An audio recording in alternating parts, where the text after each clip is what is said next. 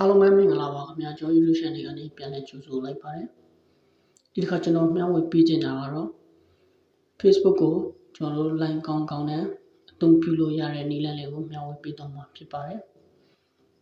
Facebook ကိုအသုံးပြုဖို့အတွက်ကျွန်တော်ဒီ VPN တစ်ခုခန့်ရပါမယ်အဲဒီ VPN ကကျွန်တော်တို့ဒီကောင်းလေးဖြစ်ပါတယ် SEC VPN ပဲဖြစ်ပါတယ်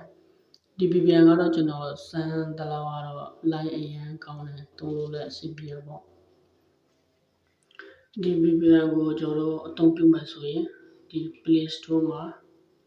တော်ပြီးတော့ download ပါမယ် Play Store ဒီ search မှာ SEC VPN ဆိုပြီးကျွန်တော်တို့ရိုက်ရှာမယ်ဒီ VPN ပဲဖြစ်ပါတယ်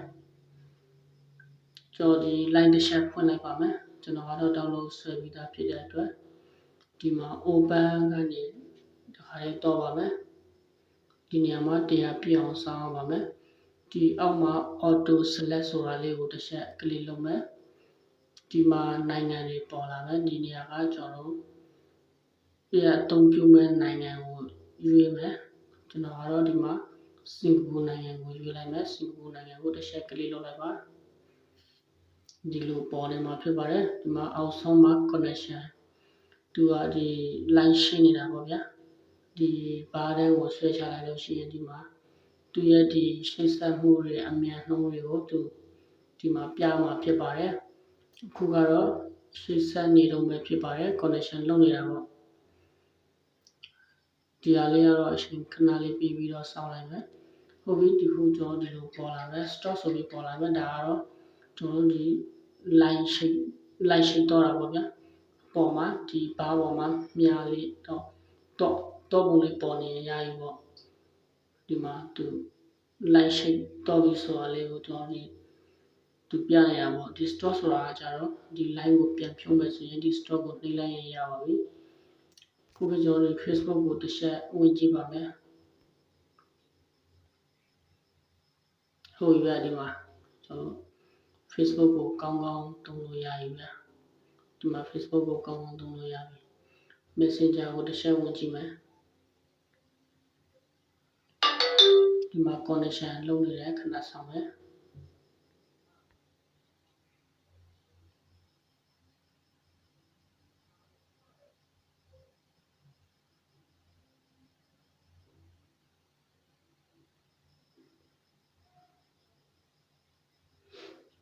ဒီမှာ connection လုပ်နေတယ်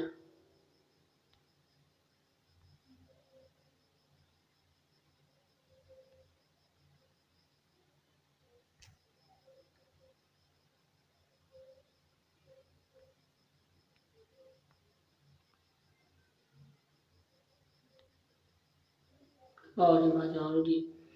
line စိတ် line ကိုတက်နေတဲ့သူတွေပေါ့ဗျာဒီမှာအများကြီးပဲ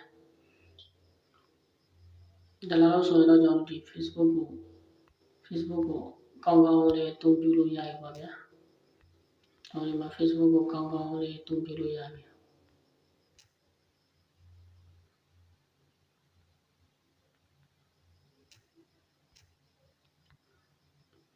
ကျွန်တော်ဒီ software ရဲ့ link ကိုလည်းကျွန်တော်ဒီ video file ရဲ့အောက်မှာရှာပေးထားပါမယ် Play Store မရှိလို့ရှိရင်တခါလေး download ဆွဲလို့ရအောင်ပေါ့ကျွန်တော် YouTube channel လေးကိုလည်း like share subscribe လေးနဲ့အားပေးသွားပါဦးခင်ဗျာအားလုံးကိုအထူးပဲကျေးဇူးတင်ပါတယ်